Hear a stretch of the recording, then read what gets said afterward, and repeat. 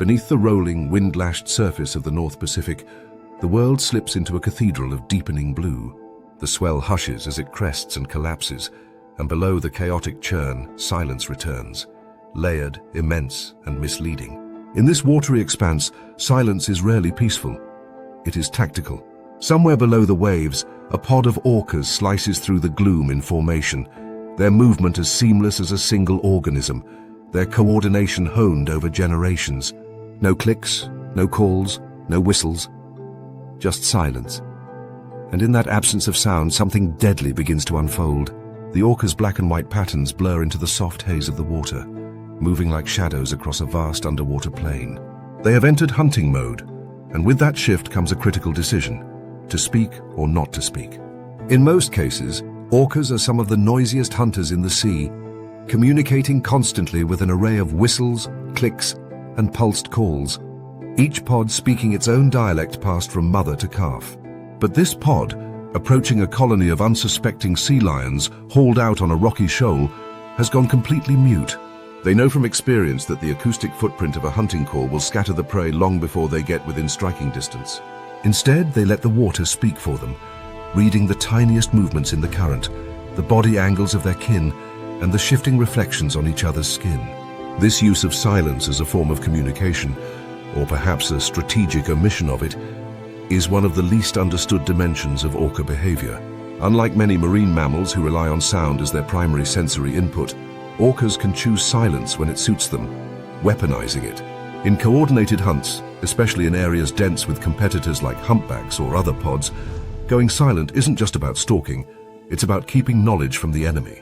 Some pods have even been observed using decoy calls, emitting the signature songs of humpbacks to draw in curious prey or confuse rival orcas about their position. These vocal misdirections, so subtle and deliberate, suggest not just mimicry, but manipulation. Their capacity for acoustic deception becomes even more impressive when considering how orcas develop these vocalizations in the first place. In the wild, different pods have entirely distinct dialects, composed of dozens of discrete call types. These aren't universal languages, they're cultural identities. Young orcas learn their pod's dialect through social learning, much like human children picking up language by immersion. But in captivity, when isolated from their original pod, orcas have been recorded inventing entirely new sounds, unique whistles and calls when introduced to dolphins. The dolphins, in turn, appear to respond, suggesting that cross-species communication may emerge when necessity forces it. This phenomenon, documented in long-term facilities, reveals just how elastic orca communication truly is. They can adapt, improvise, and even create shared systems with entirely different species. In the open ocean, the need for such adaptability is paramount. Orca pods encounter a diverse range of environments and prey types, each with their own challenges and acoustic signatures. In colder, deeper waters, their echolocation clicks become sharper and more frequent. Bouncing through the gloom to detect the tight schools of herring or salmon, they corral into shimmering bait balls. In the warmer, reef-shadowed waters of the southern oceans, their vocalizations change again, often incorporating low-frequency tones that carry over vast distances. The flexibility in their acoustic strategies allows them not just to survive, but to dominate nearly every marine biome on Earth. But it isn't all cooperative. Some of the most brutal vocal behavior comes not in hunts, but in social conflict. Pods will sometimes use overlapping, loud choruses of calls to assert dominance over other groups, a behavior akin to sonic intimidation. These vocal battles, when recorded on hydrophones, sound almost like dueling choirs, two groups layering their distinct dialects in a bid to overwhelm the other.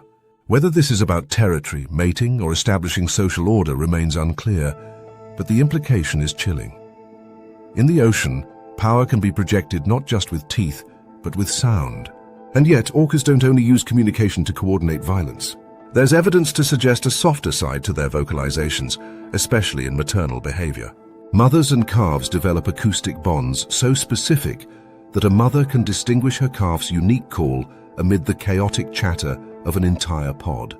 These signature calls serve as an auditory tether in a world where visual cues are often lost beyond a few meters. In some regions, Calves have even been observed mimicking the calls of older siblings or cousins, suggesting a learning structure that goes beyond simple imitation, perhaps even rudimentary teaching. The use of sound for identity, strategy, deception, and instruction positions orcas among the most acoustically advanced animals on the planet. But what makes them truly exceptional is not just the range of their vocal repertoire, it's their command over it. They don't just speak, they decide when, how, and why to speak. They choose silence like a scalpel, wield mimicry like a blade, and compose layered signals that ripple across generations. In one remarkable study off the coast of New Zealand, scientists observed a pod of orcas hunting rays. The hunt was quiet at first, textbook silence, but once the prey was cornered, the orcas began to emit low-frequency bursts, interspersed with sudden clicks. To the untrained ear, it might have sounded chaotic, but the hydrophone data revealed a pattern, a timing rhythm that seemed to cue different behaviors: herding, stunning, guarding. Like a conductor guiding an unseen orchestra, one matriarch appeared to regulate the pace of the hunt through sound alone. It's moments like this that strip away any lingering notion of orcas as instinct-driven killers. They are strategists. Their communication is not merely expression, it is control, deception, cohesion. And when they do choose to speak, it is with purpose shaped by intelligence and memory. But when they go quiet, when the ocean around them stills and not a single note escapes their mouths, that too is a kind of speech. A code, a calculated silence that speaks volumes about the depth of their awareness, the complexity of their minds, and the delicate art of mastering a language the rest of the ocean cannot afford to ignore.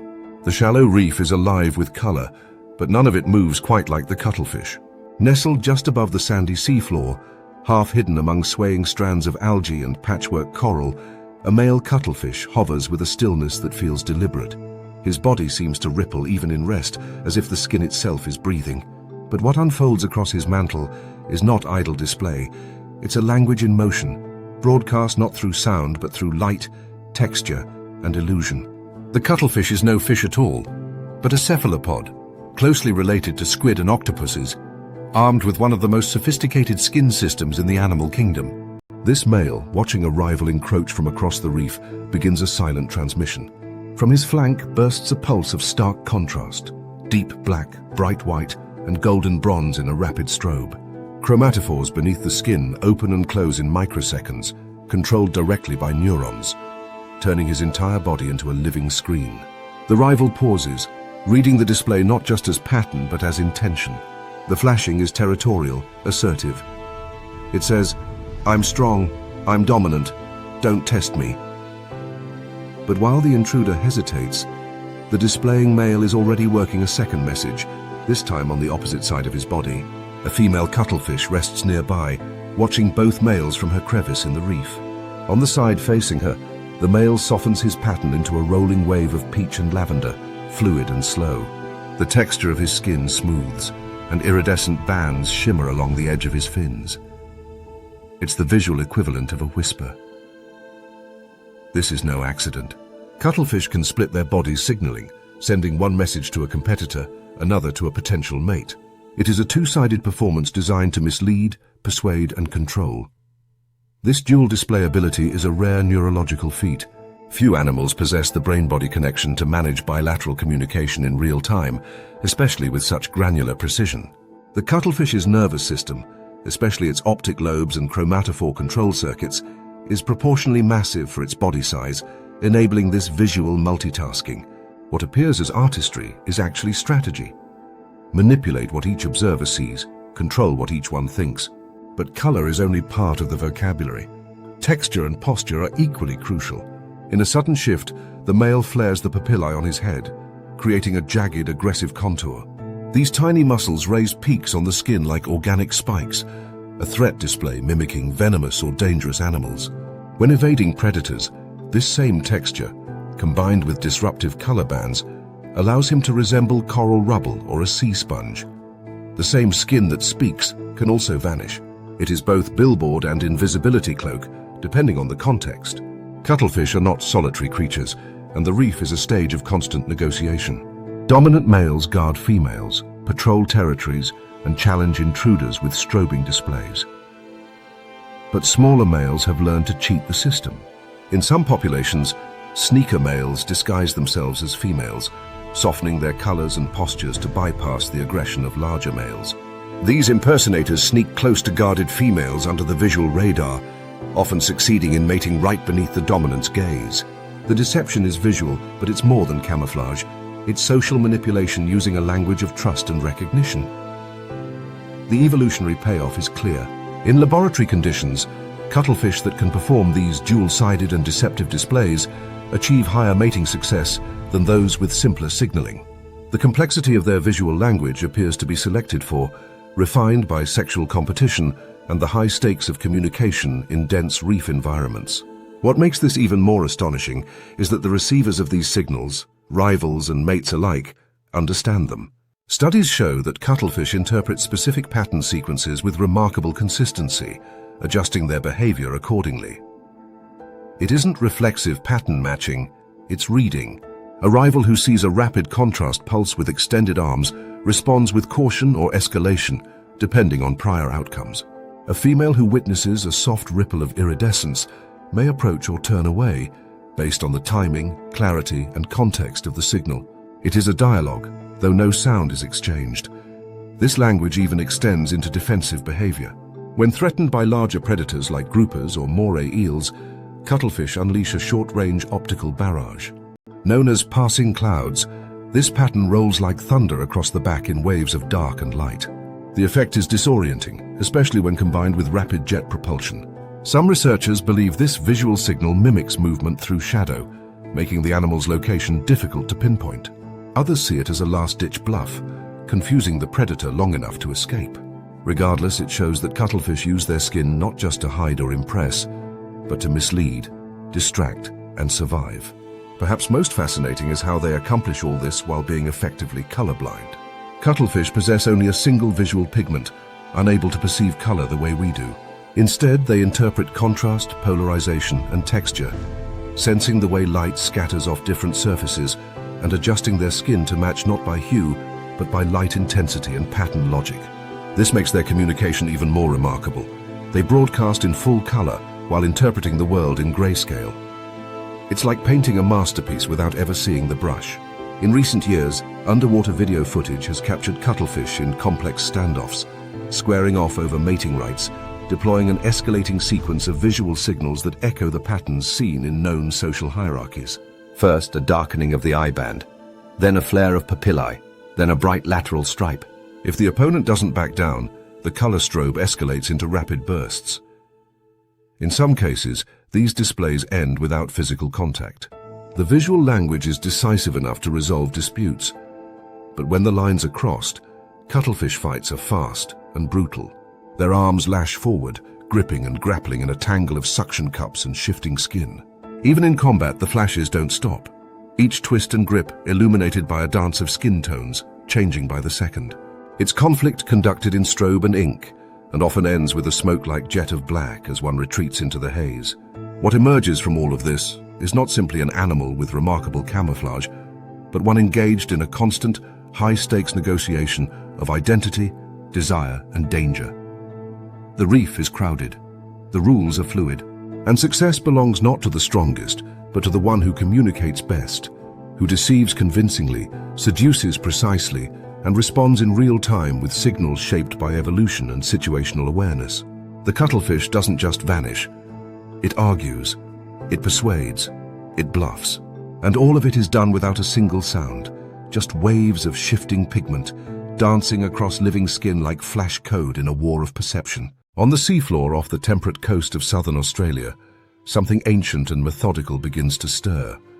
The tides are shifting, and the water holds the scent of molting. Below the waves, in the low-light murk where sand meets scattered reef, a subtle movement ripples across the benthic plain. Not one creature, but thousands, spindly, armored, and marching. The annual migration of the giant spider crabs has begun. It starts with a few scattered individuals, rust-colored silhouettes drifting ghost-like across the bottom, slow but purposeful. They approach from all directions, converging on the shallows in loose, jittering lines. Each crab carries the unmistakable geometry of its kind. Elongated legs like fragile scaffolding, a carapace mottled with barnacles and algae, and forward-reaching claws tucked tight against the chest. These are not creatures built for speed, but for coordination. As more crabs join the movement, the seafloor transforms into a tapestry of synchronized motion, an armored tide shifting in near unison, as if choreographed by some silent metronome. To an outside observer, the synchrony seems uncanny. Thousands of individuals, seemingly blind to one another, advance as a coherent unit. There is no leader, no visual cue passed from crab to crab. Instead, the coordination happens beneath the sand, in a medium we rarely think of as communicative. Spider crabs, particularly Leptomithrax gaimardii and similar species, use substrate-borne vibrations to signal movement. Through subtle taps, weight shifts, and claw drumming, they generate low-frequency seismic pulses that travel through the sand like Morse code. These are not sounds, strictly speaking, but vibrations, messages passed through touch rather than air. The vibrations can serve multiple functions. Some signal direction. A short series of weight pulses followed by a pause might indicate a crab has begun moving northeast. Others may be stress signals, an alert that a predator has passed nearby. But most remarkable is their use in pacing. As the swarm thickens into a dense mass, vibration cues help prevent pile-ups and collisions, letting thousands of individuals navigate a confined corridor without chaos. In laboratory experiments, crabs placed on vibration-dampening surfaces quickly lost coordination and bumped aimlessly into one another, while those allowed to signal through sand re-established alignment within minutes. This mode of communication is a byproduct of evolutionary constraints. Crabs, especially in murky benthic zones, have limited visual range and even poorer acoustic faculties, but their sensitivity to ground tremors is acute, thanks to mechanoreceptors called campaniform sensilla located at the joints of their legs. These sensors detect distortions in the surface beneath them, enabling crabs to read the movements of neighbors without ever seeing or touching them directly. In a crowd, each crab becomes both sender and receiver, passing seismic cues through a decentralized tactile network. The need for such precision becomes apparent when the migration reaches critical mass. In some years, swarms of spider crabs exceed tens of thousands, carpeting the seafloor like a moving shell field. They stack on top of one another in pulsating towers 2 or 3 crabs deep. It looks chaotic, but the layering is intentional. Most spider crabs in these aggregations are preparing to molt, shedding their hard outer shells to grow new ones. During this process, they are soft, vulnerable, and almost defenseless. The dense swarm is their best protection, a shield of confusion that makes it harder for predators, especially rays and large fish, to isolate and strike individual crabs. Even so, the predators come. Port Jackson sharks cruise the edges of the swarm, using their powerful snouts to root through the pile for soft-bodied crabs. Cormorants dive from above, plunging through the layers with uncanny precision. But the spider crabs do not scatter. Their only defense is movement, camouflage, and numbers. When disturbed, they vibrate in place, sending waves of seismic pulses through the group. The swarm ripples as if startled, motion traveling through sand rather than water, prompting a slow collective drift away from danger. For years, researchers misunderstood this coordination as mere instinct. But with the aid of seafloor accelerometers and time-lapse imaging, a new pattern emerged. Crabs isolated from the swarm when exposed to recordings of vibrational pulses responded by shifting in the same direction as the swarm they could not see. The pattern was clear. They were not just reacting, they were listening. And in doing so, they were participating in a decentralized, distributed system of information, sharing far more sophisticated than previously believed. Yet the migration is not purely about defense. It is also a social event, if such a term can be applied to crustaceans. Males and females use the gathering as a mating opportunity, signaling one another with drumming gestures that differ from swarm coordination pulses. These courtship rhythms are more staccato and typically occur at close range, suggesting an ability to modulate frequency and amplitude for context. In the dense crowd, finding a mate becomes an act of patience and perseverance, with hundreds of potential rivals surrounding each individual. But by tuning into the ground-based chatter, crabs increase their chances of locating compatible partners without wasting energy on unresponsive or already paired individuals. The sand beneath these swarms becomes a communication medium, at once a highway, a bulletin board, and a mating call. Unlike the vivid colors of coral reef fish or the sonar clicks of cetaceans, spider crabs rely on what we cannot see or hear. The subtle compression of substrate, the tremble of legs against gravel, the shift of mass across the bottom. It is a language of weight and motion, of friction and force, far removed from our own sensory world. And yet it works. Year after year, across coastal zones from Japan to Tasmania, the migrations recur. They rise with the season and fade just as suddenly, leaving behind only molted shells and the faint impressions of thousands of feet. No structures remain, no nests or trails. The crabs disperse into deeper water once their armor has hardened, resuming solitary lives until the next aggregation calls them back, called not by voice, but by tremor. In a world increasingly dominated by sound and spectacle, spider crabs remind us of a more ancient mode of interaction, one built not on volume, but vibration. They do not shout to be heard. They tap, they shift, and through these small, repeated motions, they build a kind of collective awareness that allows them to survive as individuals within a coordinated whole. It's not hive mind. It's not instinct alone. It is a system built on mutual sensing, on listening to the earth through one's feet and answering back with movement. In the fractured light of the shallow Indo-Pacific reef, shadows shift with the swaying arms of branching coral. The water here is a collage of blues and golds, refracted by the constant motion of waves above. Fish dart in and out of caverns and crevices, a rush of iridescence against limestone spires and sponge-covered rubble. But among the clutter of smaller bodies, one figure commands attention without needing to move quickly or speak loudly. A Napoleon wrasser, Chelinus undulatus, glides through the coral alleyway, heavy-bodied, thick-lipped, and unmistakable. His sheer size, up to 2 meters long, makes him the reef's unspoken enforcer. But it's not his bulk that signals dominance. It's his color. The dominant male of a reef territory is painted in saturated hues, deep electric blues across his head, emerald greens and purples fanning along his flanks, and black contour lines etching ornate patterns across his face like tribal tattoos. These colors don't fade in motion.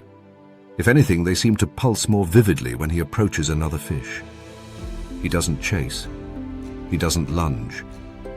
The hue is enough. Other wrassers scatter, melting back into the coral like paint brushed underwater. This is not brute intimidation. This is a psychological strategy, woven directly into skin. Unlike many reef fish that use color solely for mating or camouflage, the Napoleon fish uses its pigmentation to maintain a dynamic social structure. Color is both message and manipulation. Dominant males, especially those overseeing harems of females, keep their colors rich and radiant. But when one of these males begins to lose strength due to age, injury, or resource stress, the change is not hidden. His coloration fades subtly, but unmistakably. The blues dull into grayish tones, the greens bleach toward olive, and the intricate facial markings blur as chromatophores retract. These changes signal vulnerability long before physical weakness becomes obvious. And in the reef, vulnerability is a liability that invites challenge. Younger males, often those still lurking at the edge of dominance hierarchies, are highly attuned to these chromatic cues. They don't need to fight to see a window open.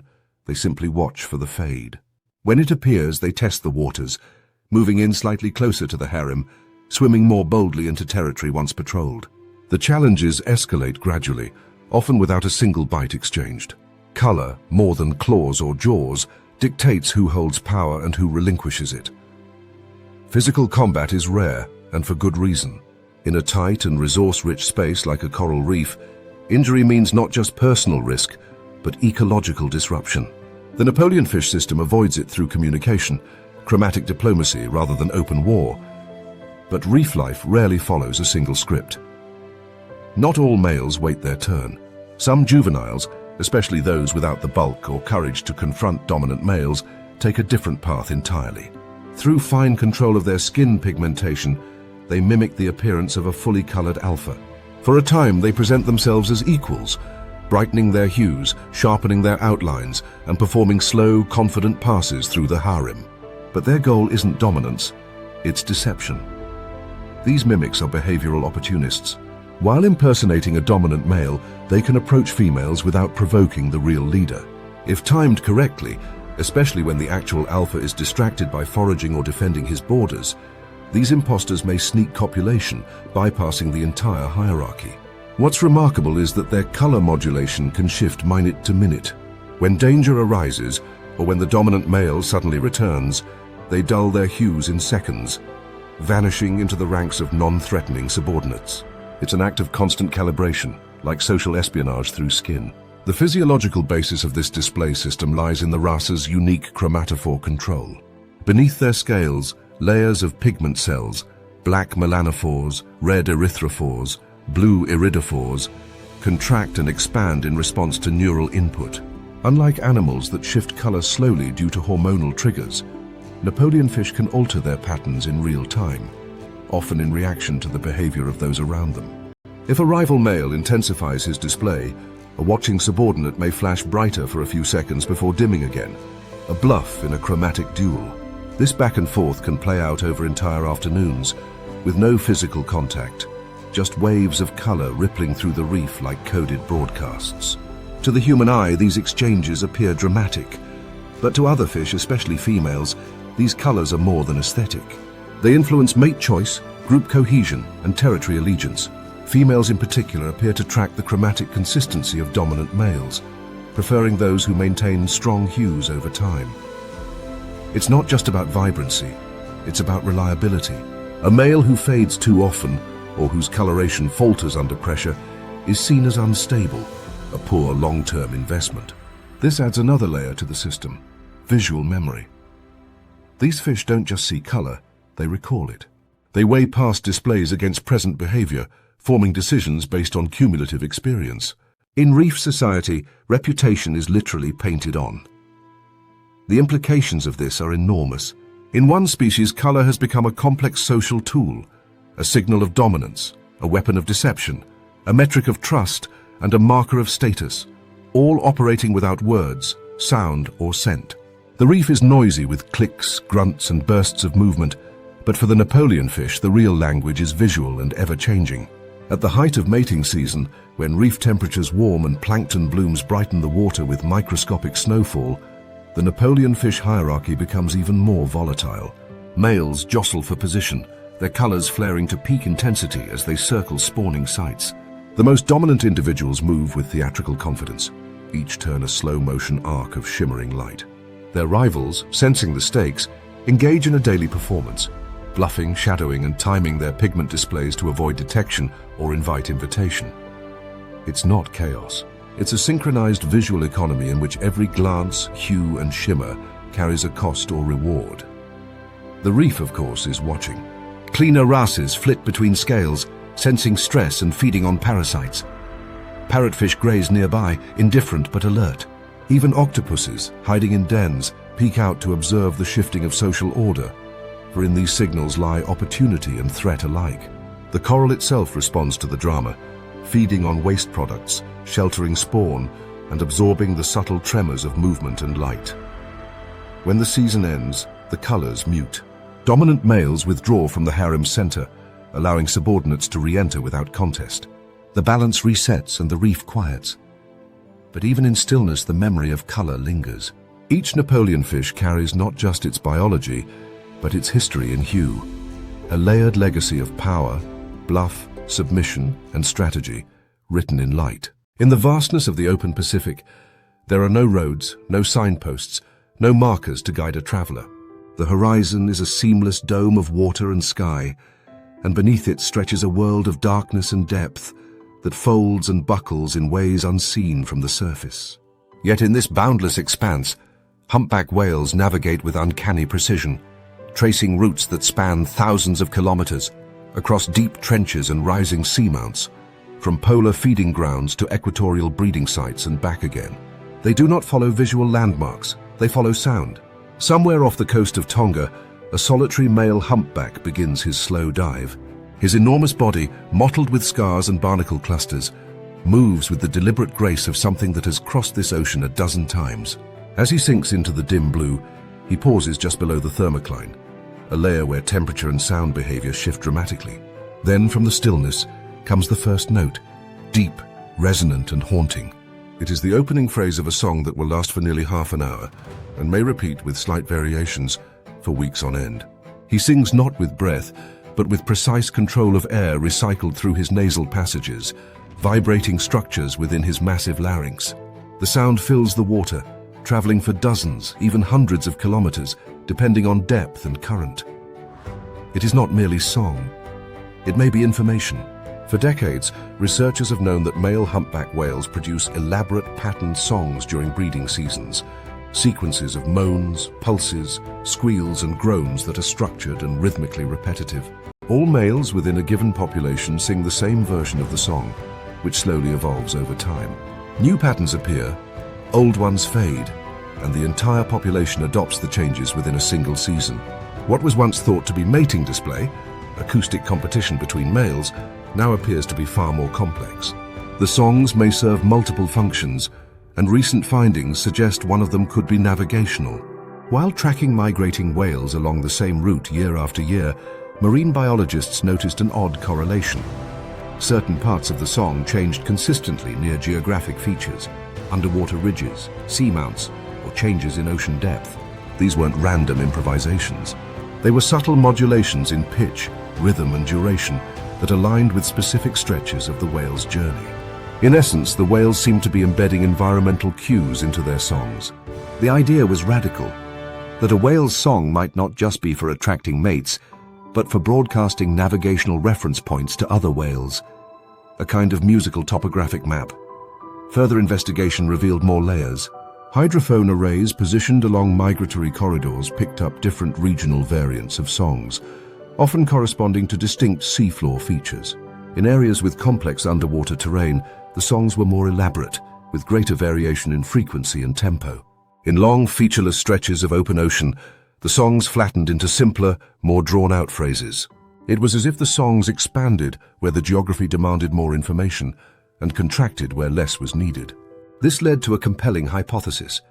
Whales may be tuning their songs to match the physical structure of their surroundings, not just for acoustic resonance, but as a way of encoding spatial memory. Seafloor ridges, continental shelves, and volcanic formations, all of which subtly affect ocean currents and acoustic propagation, could be marked in song like lines in a sea chart. A young whale, listening to the older generation, wouldn't just learn the melody, it would absorb the geography. Humpback songs operate on incredibly low frequencies, many well below the threshold of human hearing. These frequencies travel farther than any other biological sound on Earth, especially in the deep sound channels that run through the ocean's mid-water layers. Some calls can be detected across entire ocean basins, allowing communication between distant populations. For migrating whales, this long-range communication becomes a form of community storytelling. The song is not just current, it is cumulative. Whales passing each other on opposite migrations may leave behind acoustic breadcrumbs, stitching the map together in sonic memory. None of this negates the role of the song in sexual selection. In fact, the structure of the song, its complexity, length, and novelty, still seems to be linked to mate attraction. But within that display may lie hidden data, environmental cues encoded in pitch, duration, or harmonic shift. To human ears, the difference between a sung phrase in the Southern Ocean and its counterpart near the Hawaiian archipelago may be negligible. To a whale, it might represent a change in slope, depth, or current, a note-for-note narrative of the seafloor's geography. Even more remarkable is how quickly these song maps can shift. In 2009, scientists observed an unprecedented event. A population of humpbacks off eastern Australia adopted an entirely new song, previously heard only among whales from French Polynesia. Within 2 years, the Australian song had been replaced completely. This kind of cultural transmission, an entire migratory group discarding their traditional acoustic signals in favor of a foreign one, is virtually unheard of in non-human species. It suggests a kind of open-source network of whale song, where regional data is not just preserved, but improved and redistributed across populations. These aren't static chants, they're living documents. The implications stretch into conservation. As shipping noise, seismic surveys, and ocean warming alter acoustic landscapes, the fidelity of these song maps may degrade. Interference could mask critical phrases, distort navigational cues, or even cause song drift that confuses migratory paths. Whales that once relied on the resonance of certain underwater canyons to locate feeding grounds may find those echoes drowned out by mechanical hum.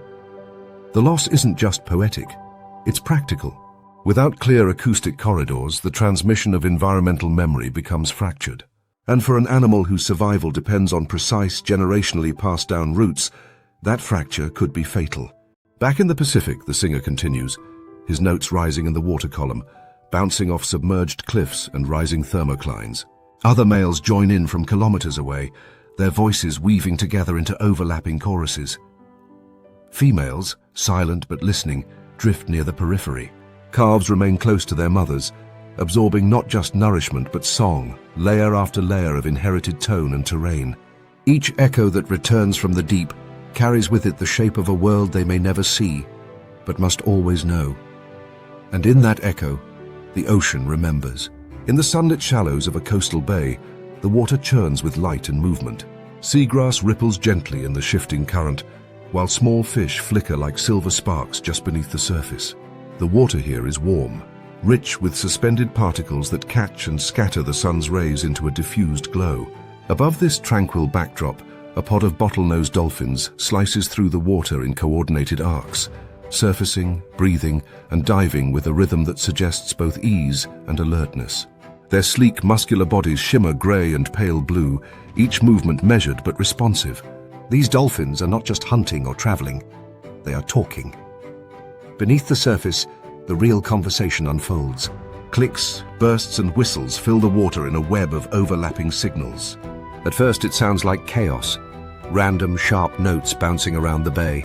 But to the dolphins, each sound is packed with meaning, coded into duration, pitch, modulation, and sequence. One sound rises above the rest, a distinct whistle, repeated with slight variations, projected over and over. It is not a general call. It is a name.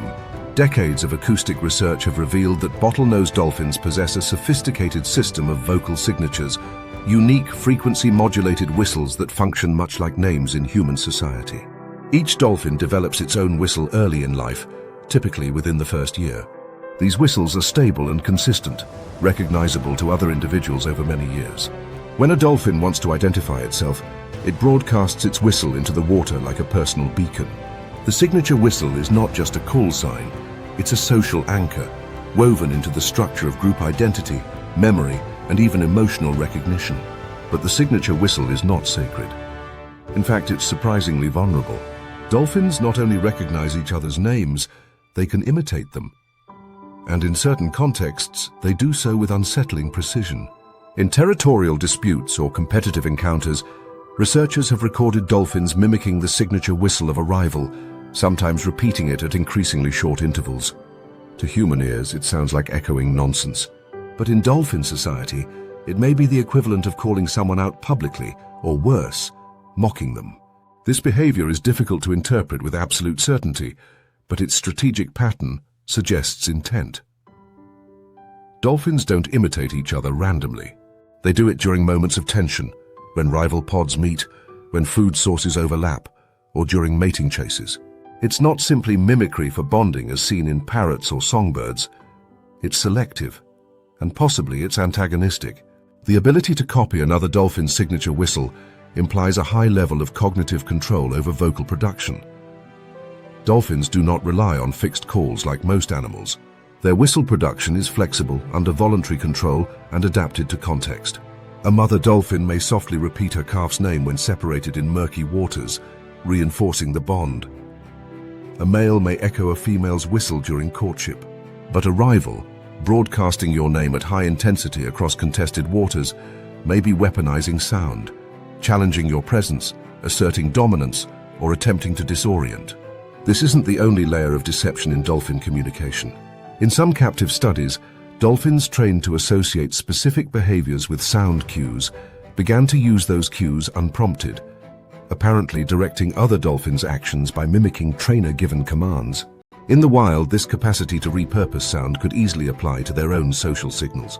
A dolphin might imitate a known ally's whistle to manipulate group behavior or sow confusion in moments of conflict.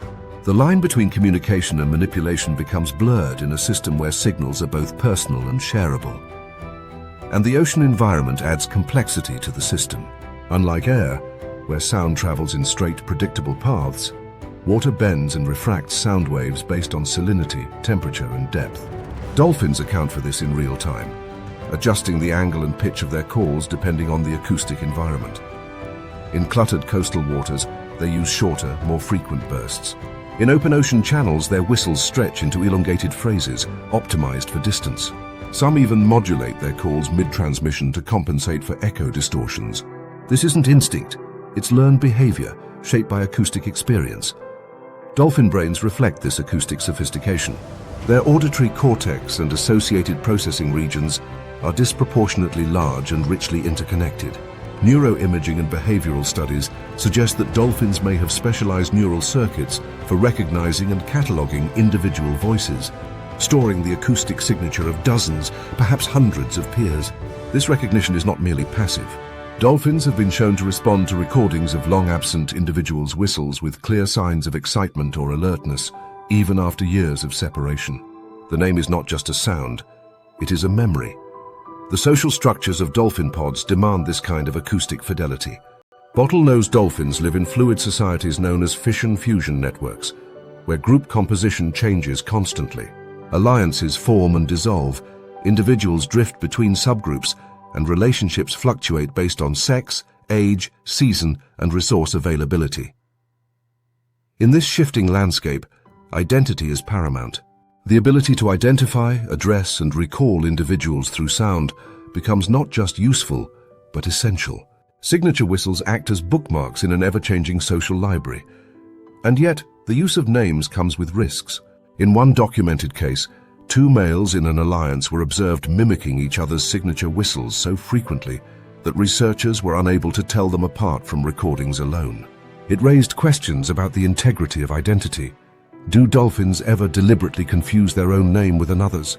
Could they impersonate each other, the way a human might forge a signature or spoof a phone call? The evidence remains circumstantial, but the possibility suggests an evolving system not just of sound, but of trust. In recent years, attention has turned to how dolphins use name whistles in group decision-making. In one study, dolphins navigating a maze-like environment broadcasted whistles when unsure of direction. Others responded with their own, forming rapid-fire exchanges that seemed to resolve into a shared path. It hinted at acoustic polling, a kind of vote held through overlapping names and responses. Whether this was cooperative or simply reactive remains unclear, but it underscores how flexible and multifunctional these signals have become. Beneath the surface, the conversation continues. Two dolphins loop around one another in spirals, emitting bursts of clicks and short whistles. One rises to the surface for air, then dives again with a high-pitched call. A moment later, the other answers, not with its own whistle, but with a warped version of the first dolphin's. The original dolphin slows, rolls to the side, then accelerates away. Was it an insult? A challenge? A joke? We may never know the exact meaning. But what's clear is this: dolphin communication is not static. It is not limited to basic needs or fixed roles. It is dynamic, adaptive, and social to a degree that rivals and perhaps surpasses many terrestrial species. The ocean may be silent to us, but for dolphins it is a crowded room of voices, names, echoes, and occasionally taunts. In this acoustic society, every whistle carries weight, every name a story. In the tangled corridors of a coral reef, where shafts of sunlight flicker across fan corals and caves like underwater lightning, a silent choreography plays out. The terrain is jagged and dense, an ever-shifting maze of overhangs, nooks, and shadowed alcoves. Schools of fish pulse in synchronized waves through narrow canyons, while crustaceans tuck into crevices, armored and patient. But in this labyrinthine world, survival depends not only on strength or speed, but on something far rarer in nature: cooperation. And in one of the reef's most unlikely alliances, two predators from entirely different families have learned to hunt as a team, speaking a language without words, forged through posture, motion, and gesture. The moray eel is built for stealth. Its long, muscular body winds through reef holes like a rope of shadow, ribless and flexible, with tough, mucus-covered skin and small eyes set above a wide, toothy grin. With poor vision but an acute sense of smell, the eel relies on ambush and precision. It waits, still as stone, then explodes forward with a double-jawed strike, its inner pharyngeal jaws snapping prey back into its gullet. But for all its lethality, the moray is limited by habitat. Its narrow shape excels in the reef's tunnels and pockets, yet it's clumsy in open water, unable to chase quick prey through open columns of sea. The grouper is the opposite. Large-headed and barrel-bodied, it is a daytime hunter, broad-shouldered and fast, built for bursts of speed in the open. With bulging eyes and a downturned mouth, the grouper can outswim and outpower most reef fish in clear water. But its size becomes a disadvantage when prey flee into the very crevices where morays reign. Alone, neither predator dominates the reef. Together they become a two-part weapon, one to flush, one to fetch. This collaboration isn't accidental. Across reefs from the Red Sea to the Indo-Pacific, groupers have been observed actively recruiting morays to join them on hunts. The sequence is surprisingly structured. The grouper approaches the eel's crevice and performs a specific series of gestures, a rapid headshake, a vertical shimmy of the body, or a full-body nod aimed in the direction of prey. This isn't idle movement, it's intentional signaling. When receptive, the moray slithers out from its hole and follows, often trailing just below and behind the grouper in a formation that mimics a trained hunting pair. What follows is a coordinated pursuit. The grouper patrols the open water, scanning and lunging at prey. Small fish, startled, dive into the reef for safety, only to meet the waiting moray. If they dart back out into open water, the grouper resumes the chase. In some cases, the prey gets caught in a loop, bouncing between two hunters who never physically coordinate, but who nonetheless act in astonishing harmony. The success rate of these paired hunts is significantly higher than solo attempts. Each predator covers the other's blind spots, and their complementary styles create a feedback loop of pressure and escape, with no escape. This partnership is rare in the animal kingdom, not just for its efficiency, but for its cross-species communication. The grouper's gestures are deliberate and learned, not instinctive twitching. In controlled observations, groupers consistently point their snouts toward hidden prey, pause briefly, and perform a body shake to draw attention. Morays in turn respond with clear visual cues, arching their backs, undulating their tails, or initiating movement toward the indicated crevice. This is not mimicry or reflex, it's gesture as information. Even more intriguing is the consistency of the signaling across regions. Groupers in different reef systems use similar patterns, suggesting that this behavior is not only learned locally, but may be inherited or culturally transmitted. In some areas, Napoleon wrasse have been seen attempting to mimic these signals, with mixed success. But the grouper-moray alliance remains the most refined, suggesting a long evolutionary history of mutual benefit. The interaction isn't always equal. Groupers are known to solicit morays repeatedly, often using persistent signaling to rouse a disinterested eel from its lair. In rare cases, the eel refuses, remaining coiled in its den. But when the partnership clicks, the coordination is uncanny. A grouper will hover and wait as the moray investigates a cave. If the eel flushes prey out the opposite side, the grouper intercepts. Some groupers have even been filmed herding prey toward a moray's known lair, as if setting a trap in advance. From a cognitive perspective, this level of coordination is startling. It suggests that both species possess a basic understanding of the other's capabilities and adjust their behavior accordingly. The grouper doesn't just act with the moray nearby. It adapts its strategy when the moray is present, and the moray responds in kind. This level of reciprocal role recognition is a building block of advanced cooperation, typically seen in primates, corvids, or cetaceans, not in reef fish. The mechanics of communication in this context are non-verbal, non-acoustic, and rooted entirely in spatial awareness. Sound has little use in the reef's crowded terrain, where echoes distort and interference is constant. Instead, these fish have developed a visual language, a signaling system where posture, orientation, and movement substitute for vocalization. It is a dance, improvised but repeatable, and in its elegance, it reshapes our assumptions about what constitutes intelligence in marine life. There's an efficiency to this alliance that ripples through the reef beyond the immediate hunt. When cooperative pairs are active, other reef species respond. Prey species alter their hiding strategies, some seeking refuge in holes too small for morays, others clustering in open schools to reduce confusion. Cleaner fish grow bold, darting between the hunting duo without fear, exploiting the churned sediment and scattered scales of failed chases. Even territorial damselfish, normally aggressive to intruders, withdraw slightly, observing with caution. The grouper and moray don't just hunt together. They change the behavioral landscape around them, acting as a mobile pressure system of predation. And while the alliance is built on function, not friendship, there's a consistency to it that borders on reliability. Individual groupers have been recorded returning to the same moray dens day after day, suggesting memory, preference, and possibly trust. The moray may not recognize the grouper as an individual, but it responds to the signal with practiced familiarity. The two predators operate not as a hybrid organism, but as specialists in an unspoken pact, each filling the other's gap, each turning limitation into shared advantage. On the reef, where life and death hinge on milliseconds and centimeters, such cooperation is rare and precious. It's not a permanent bond. Either party can abandon the hunt at will. But while it lasts, it is one of nature's most elegant examples of interspecies strategy, not based on loyalty or hierarchy, but on mutual utility, visual code, and finely tuned movement.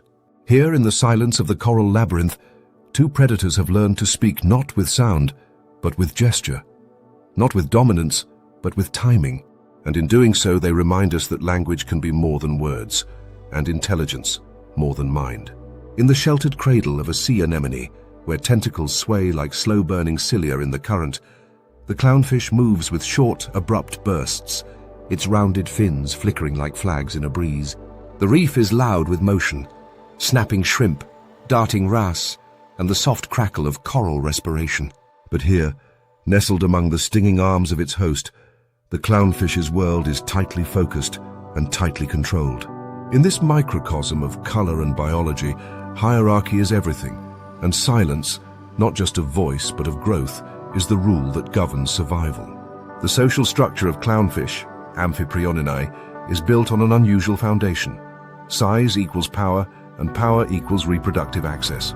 In any given anemone colony, there is only one breeding pair, a dominant female and a slightly smaller male.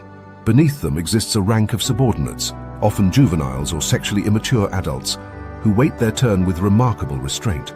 The difference between becoming the next dominant male or remaining a subordinate for life is not decided by strength, aggression, or opportunity alone. It's controlled, astonishingly, by hormones. Clownfish are sequential hermaphrodites, born male and capable of changing sex later in life. In each group, the largest fish transforms into the female. The second largest remains male, and the rest stay in a suspended state of non-reproductive limbo. What's strange isn't the structure, it's how tightly it's enforced. Subordinate clownfish don't just refrain from challenging their superiors, they actively suppress their own growth and development to avoid triggering conflict. This isn't behavioral fear, it's physiological self-regulation. Hormonal pathways in clownfish are finely tuned to social context. Subordinates reduce their own production of growth hormone and androgens, maintaining a size gap that keeps them below the threshold of competition. They don't bulk up when food is abundant or grow in secret. They calibrate themselves precisely to remain in a socially acceptable position. If they were to outgrow their role, they'd risk eviction from the anemone, an act tantamount to death, as clownfish rely on their host for protection from predators. The anemone is not just shelter, it's a chemical fortress. Clownfish possess a specialized mucus coating that protects them from the stings of the anemone's nematocysts. This coating is acquired through a gradual acclimation process when a juvenile first approaches a host. Over time, the fish absorbs trace chemicals from the anemone and blends them with its own mucus, forming a biological passport that allows it to pass among the tentacles unharmed. Without this adaptation, the sea anemone would kill it within seconds. Within this sanctuary, the clownfish's social order becomes a stable, self-regulating pyramid. The female lays eggs on a bare rock surface near the base of the anemone, and the dominant male fertilizes them and guards the brood. The rest do not participate. They clean the nest occasionally, but never attempt to reproduce. They are observers, caretakers, and future contenders, held in check not by force, but by internal command. If the dominant female dies, the male undergoes a dramatic transformation. Over the course of a few days to weeks, his hormone levels shift, estrogen production increases, and he physically changes into a female. The next largest subordinate then grows into the new male role. The entire hierarchy slides upward by one position, like a conveyor belt driven not by struggle, but by the removal of a single component. This system is so precise that biologists studying clownfish in captivity can predict the outcome of social shifts with uncanny accuracy. The biology aligns with the social map almost perfectly. This control extends to behavior too. Subordinates do not just avoid conflict, they perform submission. They exhibit specific motor patterns such as head shaking, twitching, or quick retreating motions when in proximity to higher-ranked individuals. These movements reinforce the status quo and help prevent unnecessary aggression. It's a language of posture and proximity, repeated daily, silently reinforcing the unspoken rules. What makes this all the more fascinating is how quickly it can change. If a dominant individual is removed, the next in line doesn't need years to ascend. Growth accelerates almost immediately. Hormonal suppression lifts, and the fish begins producing higher levels of gonadotropin-releasing hormone, which stimulates testis or ovarian development, depending on the new role. Within days, a new reproductive pair is established. The hierarchy is restored, and the rest of the group stabilizes around it, returning to chemical silence. There are few parallels to this kind of hormonal governance in the animal kingdom. While social insects like bees and ants use pheromones to enforce reproductive roles, clownfish are vertebrates, complex, brainy, and responsive to both internal state and external signals. Their ability to override their own development in response to social structure is a rare convergence of social intelligence and physiological control. It suggests that hierarchy in clownfish is not just a matter of chance or dominance, but a finely tuned adaptive strategy that minimizes risk and optimizes group cohesion. Even their relationships with their anemone hosts follow a balance. Clownfish defend the anemone from butterfly fish and other potential predators that feed on its tentacles. In return, they gain refuge and reproductive stability. The partnership is mutualistic, but it also has a social consequence. It makes the anemone a resource worth protecting and competing for. In high-density reef zones, clownfish without anemones often roam the periphery, searching for an opening in an established colony. But joining a new anemone group comes with its own pressures: submission, chemical adaptation, and the long wait for a chance at reproduction that may never come.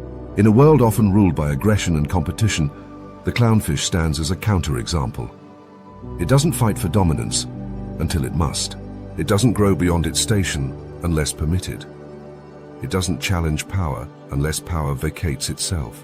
All of this is regulated by chemistry, encoded in the bloodstream, and shaped by millions of years of fine-tuned selection. Clownfish hierarchies don't just manage who leads. They manage who stays silent, metabolically and behaviorally, for the good of the group and the survival of the genes they carry.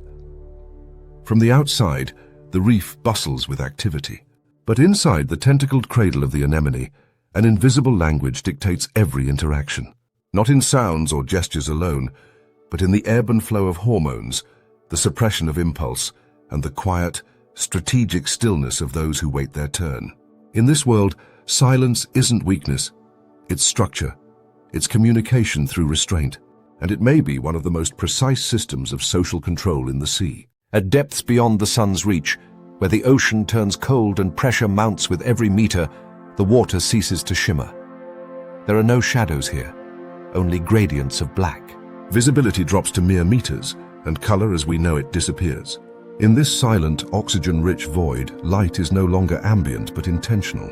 Life has evolved to create its own visibility, and among the most enigmatic of these luminous dwellers are the squid. Suspended in mid-water like weightless torpedoes, squid patrol the mesopelagic and bathypelagic zones in silence. Their bodies are sleek, soft, and finely muscled, designed for sudden propulsion and tight maneuvering.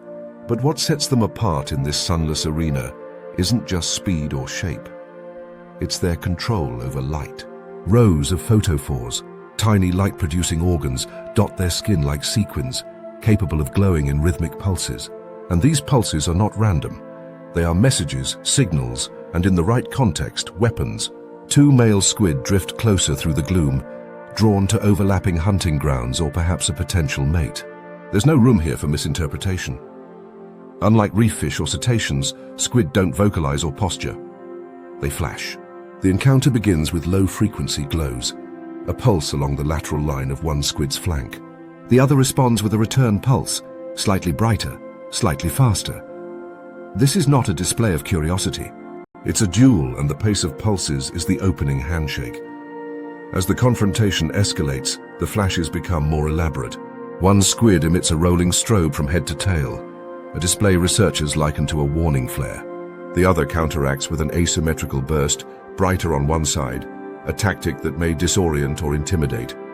There is no noise, no splash, just bursts of blue-white luminescence slicing across the blackness, like two sword fighters dueling with flashbulbs.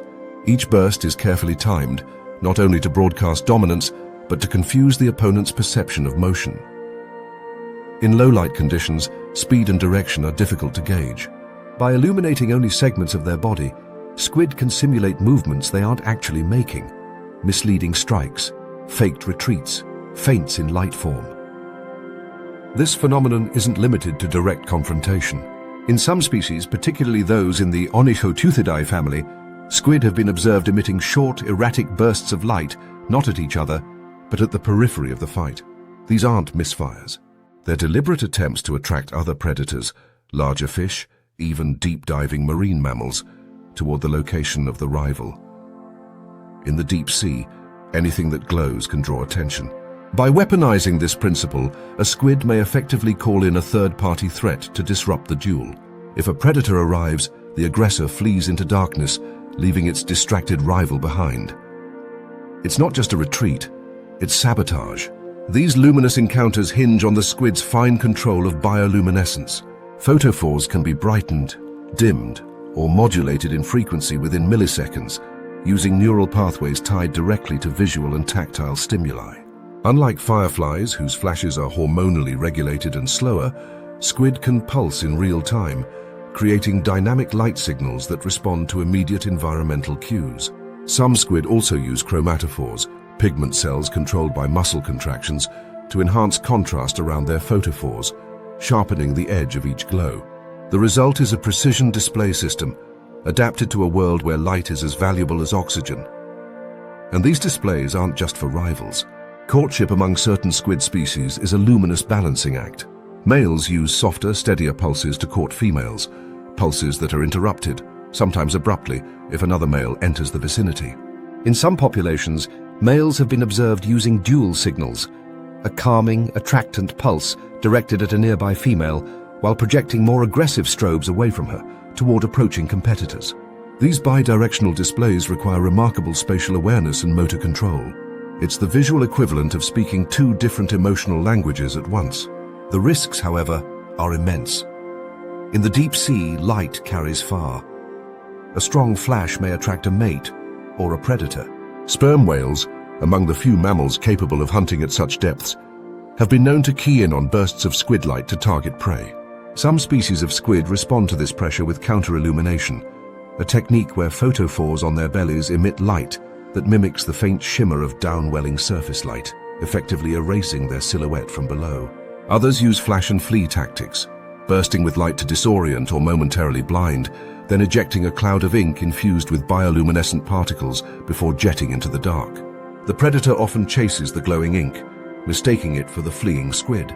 This layered use of light, defensive, aggressive, deceptive, and social, demonstrates a level of behavioral complexity not often associated with soft-bodied invertebrates. But squid are far from simple, Their brains are among the largest of any invertebrate, and their nervous systems are highly distributed, allowing for rapid, localized control over muscles and photophores alike. In lab conditions, squid have shown problem-solving abilities, spatial memory, and rapid learning. In the wild, these traits translate to nuanced interactions governed by context and strategy. Squid societies, if they can be called that, are transient. They don't form pods or colonies, and most species are short-lived, with lifespans measured in months.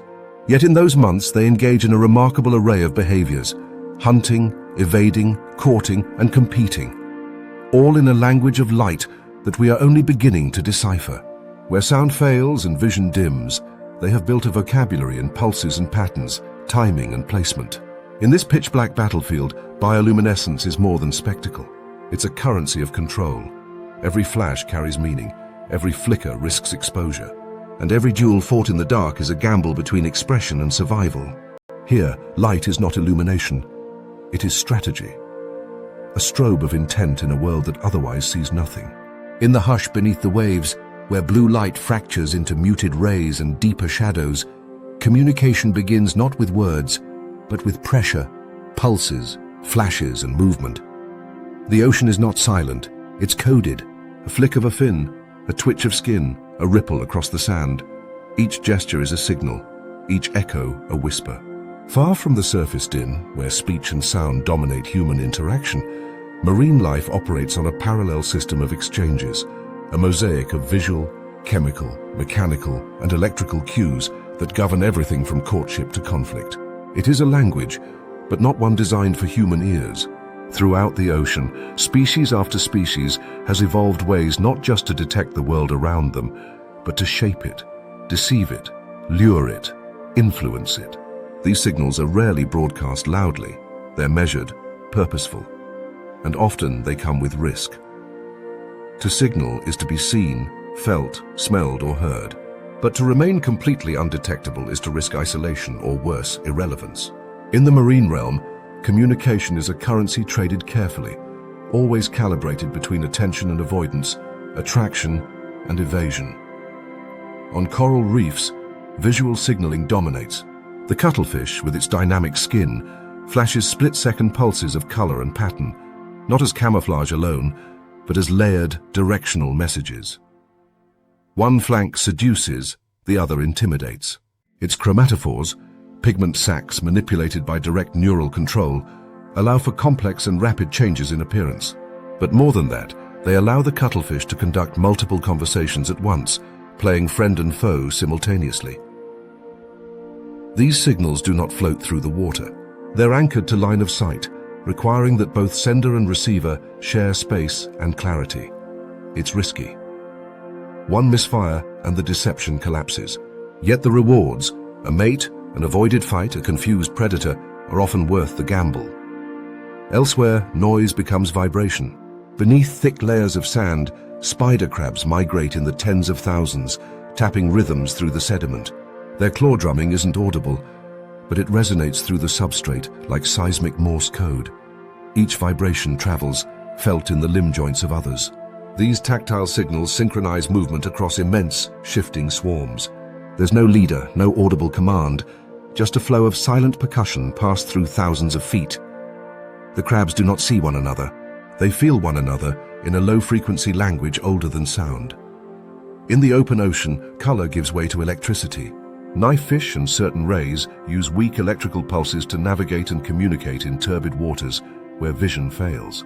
These pulses, some specialized for detection, others purely for signaling, are modulated in frequency and strength, changing in social interactions. In one South American species, males approaching each other during courtship fights briefly emit electrical bursts that overlap and interfere. The interference patterns may carry encoded messages of size or dominance. In essence, they talk by jamming. Then there are the chemical signals, perhaps the least understood of all, yet arguably the most ancient. In the vast expanse of blue water, scent travels slowly but persistently. Sharks can detect blood at parts per million, while spawning fish release hormonal plumes into the water to signal reproductive readiness. Some wrasses and parrotfish even change the chemical composition of their mucus, signaling stress or submission to other members of their school. These cues persist in eddies and current lines, drifting like invisible scrolls of pheromone-laced newsprint across kilometers of ocean. To follow one is to trace a narrative backwards: who was here, what state they were in, and how long ago they passed. What makes marine communication so complex is that it's rarely unidirectional. Every signal invites a response, and those responses can spiral into strategy. Moray eels and groupers hunt together through gesture, a shake of the head, a flick toward a crevice. They don't share language. They share opportunity, and through repeated encounters they develop mutual cues. In a reef filled with predators and prey, such partnerships depend on timing, trust, and signal clarity. A grouper who miscommunicates may lose a kill. A moray who misses a cue may expose itself unnecessarily. These systems aren't always cooperative. In fact, some are weaponized. Squid, drifting in black water, emit bursts of bioluminescent light not only to confuse rivals, but to summon predators toward their opponents. Some deep-sea anglerfish generate lures that pulse faintly, mimicking the movement of small invertebrates. Others, like certain comb jellies, refract light across their cilia to create shifting rainbow illusions that dazzle and disorient. The goal isn't clarity, it's deceit. And in these instances, communication becomes something closer to trickery, a form of manipulation tuned to the vulnerabilities of the viewer. But even silence can be communicative. Orcas, those highly vocal apex predators, go mute when stalking prey. In the dark fjords of Norway or beneath Antarctic ice, they switch from chatty pods to ghost fleets, suppressing their echolocation and relying on visual cues or coordinated body movements to execute attacks. The absence of sound becomes tactical. The decision to not speak, a calculated risk in a world full of listeners, is a message in itself. Across all these systems, one thing becomes clear: ocean communication is rarely about broadcasting identity alone. It is almost always relational. Signals are shaped by context, audience, and consequence. A male clownfish suppresses its own hormone production, not because it is afraid of the dominant female, but because its biology has been tuned to read the cost of growth as greater than the benefit. By staying small and chemically silent, it survives. The message it sends isn't external, it's internal, an embodied restraint that keeps the peace.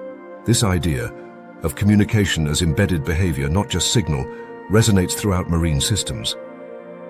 Predators manipulate prey behavior through false cues. Prey respond not just by fleeing, but by altering posture, color, or even emitting toxins that float with their mucus trails. These aren't dumb fish reacting on instinct. These are strategic decisions made moment to moment, using the full suite of sensory tools available.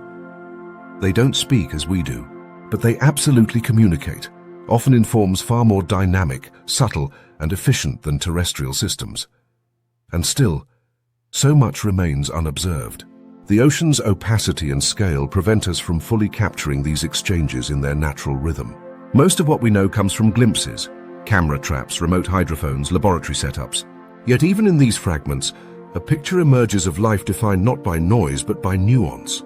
Every ripple has intent, every glow is a gamble, every motion invites interpretation. In the layered silence of the sea, language is not confined to tongues or vocal cords. It is etched into muscle, pigment, electricity, and pulse. It is reaction and preemption. It is illusion and precision. When the ocean talks, it doesn't always want to be understood, but it always wants to be read. And those who learn to read it, whether predator, prey, or scientist, gain access to one of the most sophisticated systems of communication life has ever built. Not in volume, but in depth. Not in noise, but in meaning.